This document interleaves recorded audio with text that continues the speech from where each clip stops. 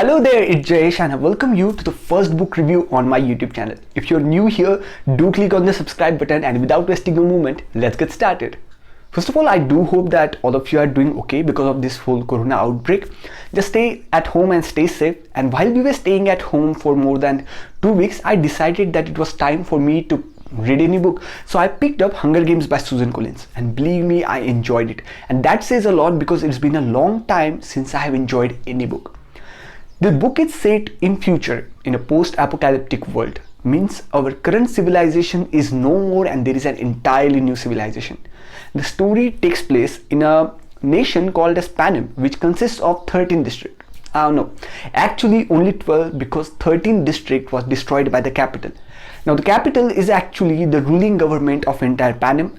There's also this city called as capital where all the wealthiest and most powerful people in the entire Panem live at. The story starts with 16-year-old Katniss Everdeen, who is the main character of the book, off to hunting into the woods.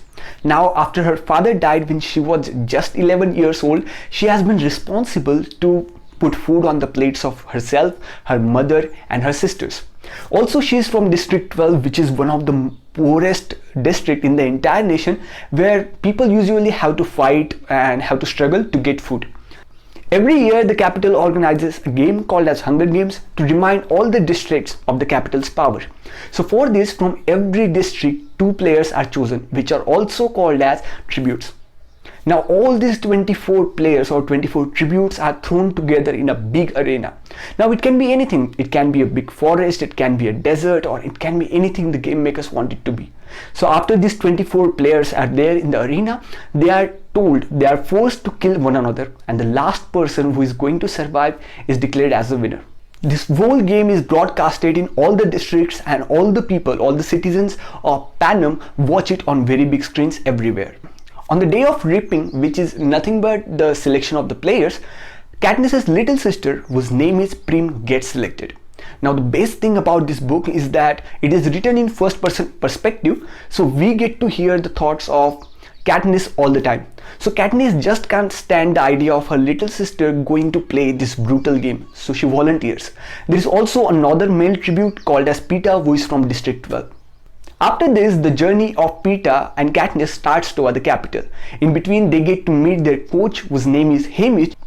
Now Haymitch is actually a previous Hunger Games winner from District 12, and he's kind of a drunkard. He is most of the time drunk, but I love the way he advises Katniss and Peeta, the way he mentors them, the way he advises them and helps them throughout the story.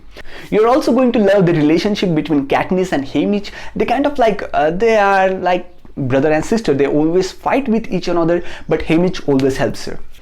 Even before the game starts, there are many things that keep us entertained.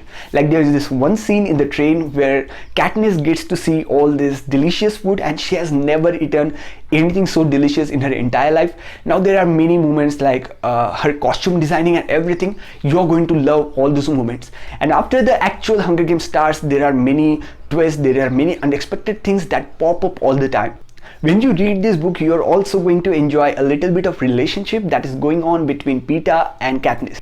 We get attached to this story very easily, and the most important and most beautiful thing about this book is that there is no dull moment in the entire story. And unlike the many books that I read in the previous months, this book is not too wordy. It is compact, there is a nice speed to the story, and you fall in love with the characters very easily. I really enjoyed the time I spent reading this book, and that is why I'm going to give this book a sharp 9.6 out of 10, and I'm going to recommend it to anyone who is a big fan of dystopian action or survival series. That was all for today's review of Hunger Games by Suzanne Collins. I hope that if you have liked it, do click on the like button, subscribe to my channel, and if you have any kind of advice for me, any suggestion, do mention it in the comment section below. Thank you very much.